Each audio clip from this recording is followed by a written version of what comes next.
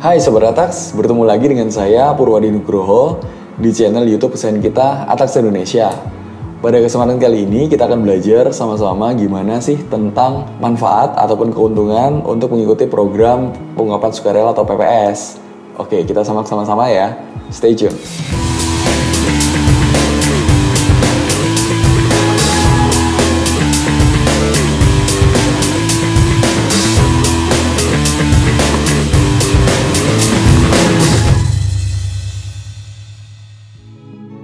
Oke, Sobat Atax, di pasal 6 ayat 5 Undang-Undang HPP alias Undang-Undang Harmonisasi Peraturan Perpajakan nomor 7 tahun 2021 kemarin, itu tertulis bahwa wajib pajak yang telah memperoleh surat keterangan oleh DJP alias Direktorat Jenderal Pajak itu tidak dikenai sanksi administratif sebagaimana dimaksud dalam pasal 18 ayat 3 Undang-Undang nomor 11 tahun 2016 tentang pengampunan pajak. Artinya apa? Wajib pajak yang sudah mengikuti program pengungkapan sukarela ini tidak dikenai sanksi administratif. Itu adalah poin manfaat pertama.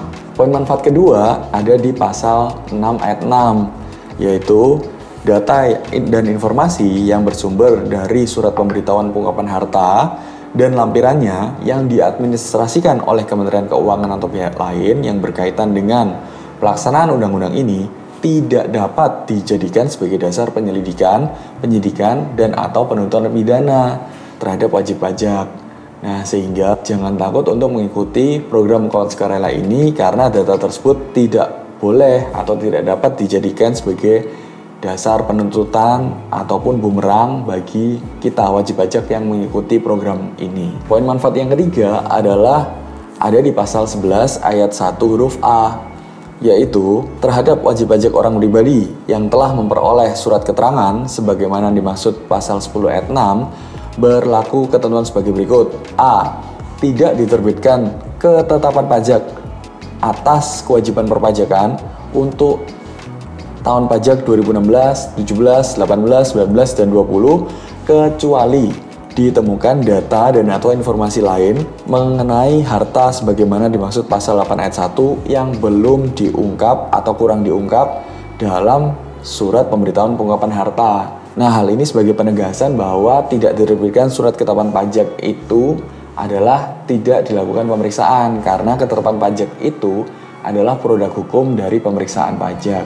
Nah, kewajiban perpajakan sebagaimana dimaksud dalam huruf A meliputi pajak penghasilan orang pribadi, pajak penghasilan atas pemotongan dan atau pemungutan, dan pajak pertambahan nilai, kecuali pajak yang sudah dipotong atau sudah dipungut tetapi tidak disetorkan dan atau dibayarkan ke pemerintah.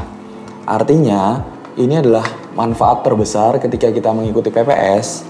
Yang pertama adalah tahun pajak 2016 sampai tahun pajak 2020 dari kita itu sudah tidak akan ada yang namanya pemeriksaan pajak karena tidak akan diterbitkan ketetapan pajak atas kewajiban perpajakan kita itu.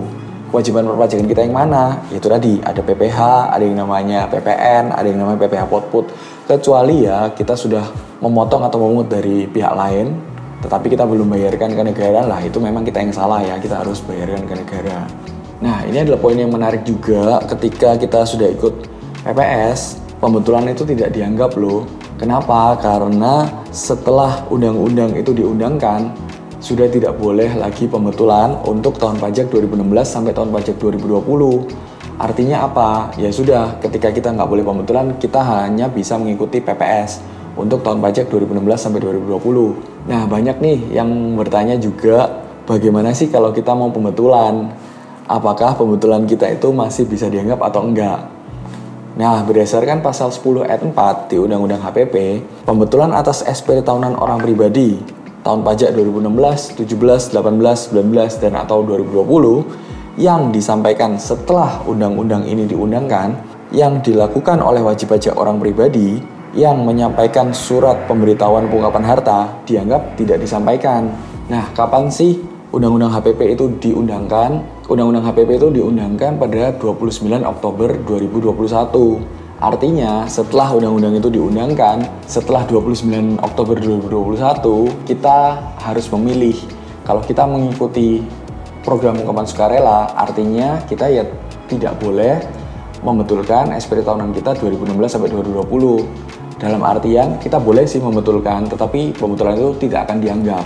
Nah, kalau kita ikut pembetulan ya berarti ya tidak perlu mengikuti PPS karena itu adalah pilihan.